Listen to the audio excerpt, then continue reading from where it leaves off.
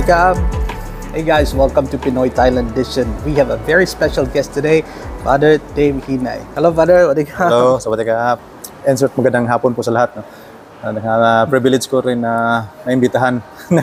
Finally, nagkapanahon si Padre. Sir Fernando no, sa Pinoy Thailand Edition. Today, andito tayo sa Klong Toy. Kasi napakalapit dito yung Klong Toy Pier. Yeah.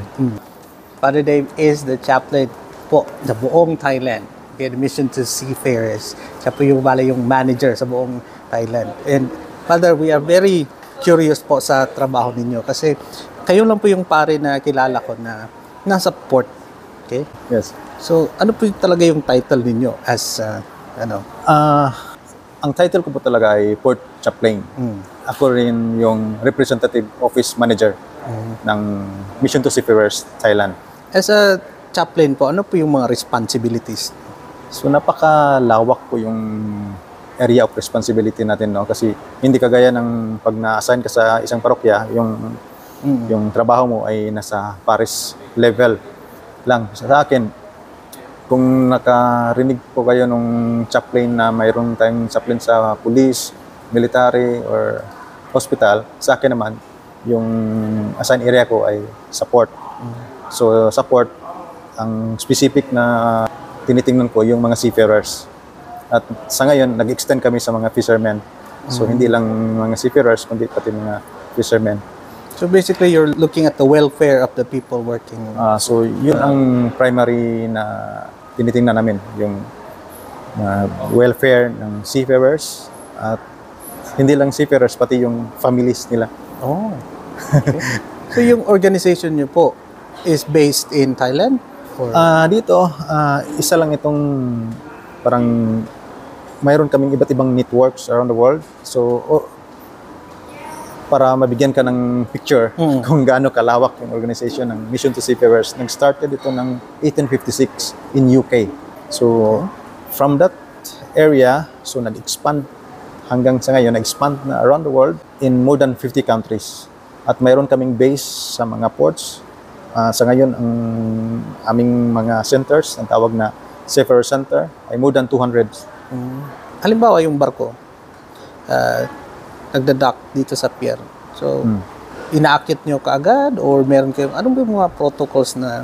Sa ngayon, mayroon akong sinusundan na 3 levels ng pag-response or paano ako mag-ship visit. Una, yung talagang immediate, yung mayroong ship may case na ina-alert sa akin na ito yung i-prioritize mo na puntahan. Ano po yung halimbawa ng case na yun? Halimbawa, kung mayroong mayroon kaming special app na ang mga seaman ay pwedeng doon maglabi ng kanilang problem. Halimbawa, kami po dito ay na-delayed yung sahod namin or hindi kami pinapasahuran. Naka-alert na yon. Pag mayroong ganon, yun ang dapat i-prioritize namin na puntahan. So, malalaman namin yan kung halimbawa kahit na pangalan lang yung barko na ibibigay sa amin, malalaman namin at malalaman yung location kung kailan ang arrival ng barko, saang port siya namin puntahan. So makikita namin yan sa app namin. So di ba natatakot yung mga kapitan ng barko na, uy, ito na si Father hindi naman kasi problema natin dito. So hindi naman sa gano'n ang tingin nila sa amin kasi ang tingin nila sa amin, tumutulong kami at saka nagbibigay kami ng friendly welcome. So hindi lang naman problema yung tinitingnan namin. Kasi alam niyo po, yung ating mga seaman ay talagang nasa isolation sila eh. For how many months yung iba, di ba? Months. Halimbawa lang, yung iba na yun ay hindi nakakaapak ng lupa sa whole durations ng kanilang kontrata eh. Pero ngayon, may mga barko na, halimbawa nasa container ship sila, yung turnover ng barko ay napakadali lang. Halimbawa, less than 12 hours ka nasa port. So, wala ka nang, minsan, iba ayaw nang lumabas sa barko kasi magahol ka sa oras at saka mabilisan ang paglabas mo. Kaya yung iba, nag-prepare na lang na mag-stay na lang Stay sa loob. Sa loob. Kaya minsan, nagtatanong yung iba, bakit, ano ba trabaho mo? Maksiman ka ba? Ba't umakit ka sa barko? Sa aming trabaho, una-una, punta kami sa kanila para i-provide sila ng friendly welcome support. Kasi yung long voyage na yan, stressful yan eh. Medyo iba yan, mga may unforeseen event pa na during the sea travel sila. Problema pa sa barko nila o sa samahan nila. So, yung actually yung pagbisita, doon natin malalaman kung ano yung pwedeng maitulong natin sa kanila. Kasi yung iba naman, hindi mo masasabi kung may problema sila wala unless na makausap mo sila. Yung presence namin ay pwede nilang It's more like psychological aid din na. Hindi lang doon sa... Train kami as counselor, primary responder. Parang psychologist na rin kayo sa mga nasa barko. Oo. So, yun, medyo complicated ang status pero nasa training yan eh. Kung mayroong training yung mga seaman namin, kami rin ay mayroong training kung paano kami mag-response sa pangangailangan nila. Kasi hindi naman lahat ng seaman ay nakaka-adjust kung ano-ano bang sitwasyon na they will be in a bad situation, they will be in trouble with their colleagues, so trouble with the admin. So kayo po yung pumapasok para at least matulungan, mapakinggan. Kaya nga ngayon mayroon kaming app, special app na Happy at Sea, na kung saan doon nila pwede sila mag-login doon at magsabi kung gaano sila ka-happy or parang ano lang ba, rating, review. So kasi yung iba hindi mo unless malalaman kung hindi kung gaano yung kalagayan nila sa status sa barko nila. So ano po yung pinaka worst na case na experience niyo po dito sa Yes. Sunod din ako lalayo last month. Yung last month meron na abandoned na mga seaman. Yung ano ibig sabihin ng abandoned? Ibig sabihin abandoned, yung responsibility ng ship owner, pinabayaan sila. No, hindi sila binigyan ng sahod for 3 months. Pagkain? Mayroon pa silang pagkain, pero pagdating ng ilang araw, wala na. So, nag-start kami noon, July, matrace yun, kasi nag-report sila sa...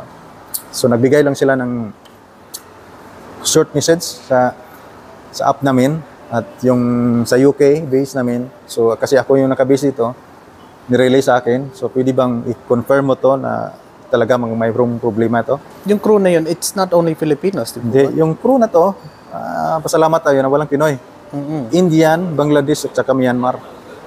So, mahaba ang discussion at yung negotiation, kasi hindi naman basta-basta kang una yan, i-confirm mo na yung case. Kung talaga kasi mayroong iba niyan, kailangan lang palang mapag-usapan hindi palalain. So yun, umabot siya ng halos 4 months na hanggang mabigyan sila ng kanilang mga benepisyo at napauwi sila.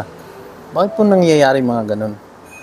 Ang unang case niyan, mayroong conflict sa company. Ang mga seaman dapat tingnan nila kung yung barko nila ay covered ba ng insurance. Kasi pag pinabayaan ka ng company mo, dapat responsibility yan ng insurance. So, paano po kayo napunta sa trabaho na ito, Father? Usually, yung mga pare na kilala ko is nasa church. Yan. Hindi rin pinangarap ko na mapunta sa although nung kabataan ko, nangangarap ko maging seaman, pero hindi ko pinangarap na ganito yung maging trabaho ko. Hanggang sa naging pare ako doon sa Manila base. Naging assign ako doon. So, nirecommend ako kasi nung time na yon 2016 o 2015 actually, 2015.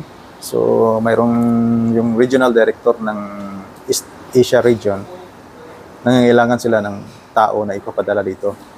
Magiging pioneer dito sa Thailand. So, nirecommend ako ng bishop. So, ilang years ka na dito naging Mag-8 years na ako ha. 8 years as chaplain. Filipino po ang chaplain ng buong Thailand dito as the mission to seafarers. No? Nakaka-proud po yun na isipin na isang Pinoy po yung tumutulong hindi lang sa mga kapwa Pinoy kundi towards other nationalities din na at least they can be heard and actions will be made because of your organization. Napapasalamat po ako at merong ganitong klaseng organization at tumitingin sa welfare ng mga seafarers. Ngayon din, nagpapasalamat ako kasi na-registered ko yung Mission to Seafarers as representative office dito sa Thailand. So malaking impact yun kasi pwede mo nang i-front yung logo ng Mission to Seafarers na makipag-deal ka sa government, sa mga agencies kasi meron kang legal identity. Very good. But now you can apply for visa, work permit under this organization. Yeah. Very good. Walang ibang welfare, seafarers welfare organizations na registered dito sa Thailand, maliban. Only the seafarer, the mission to seafarers. So, Kaya nga, paminsan-minsan, minsan nagpo-post ako sa Facebook page namin, hindi lang ako dito nakafocus sa Bangkok Port. Kundi, napupuntahan ko rin yung as far as Phuket, as far as Rayong, Matapot, yung mga anchorage area. Yung last case nga, medyo parang James Bond tayo eh. Nakasakay ako ng speedboat.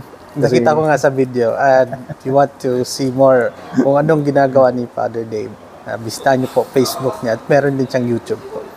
Pero ano lang yun, for documentation, hindi ko kagaya mo na saludo ako sa'yo. Na talagang medyo... At least, may idea kami kung anong ginagawa niyo dito sa Thailand. Kasi not all Filipinos po dito sa Thailand are teachers. Meron ding katulad ni Father Dave na very pambihira yung trabaho niya. Very unique, and I don't know anybody else na ganito ginagawa.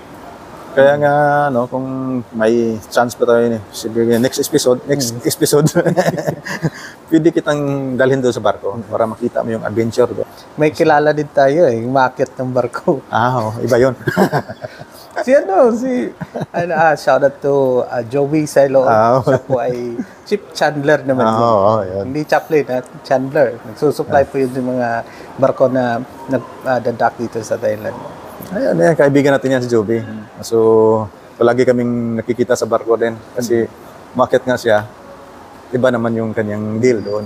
Okay. Alright. So, may message po kayo for our viewers? So, para sa mga viewers po natin, hello po sa inyo. So, ang Mission to Seafarers po ay talagang para sa kapakanan ng mga seaman at mga seafarers po natin. Hindi lang yung mga seafarers, kundi pati yung mga families nila. Mayroon po tayong family network sa Philippines, sa Myanmar, sa Ukraine.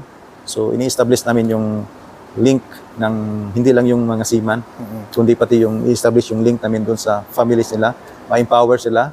Kasi hindi lang one time, big time kasi yung seaman eh. Dapat mayroon kaming education para sa mga seaman at sa families nila, sa health and wellness, sa family, sa financial.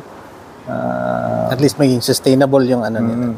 So, very wide na yung program ng Mission to Seafarers. Alright. Good luck po sa future missions ninyo. And God bless po. Sawadee ka. Thank you. Bye.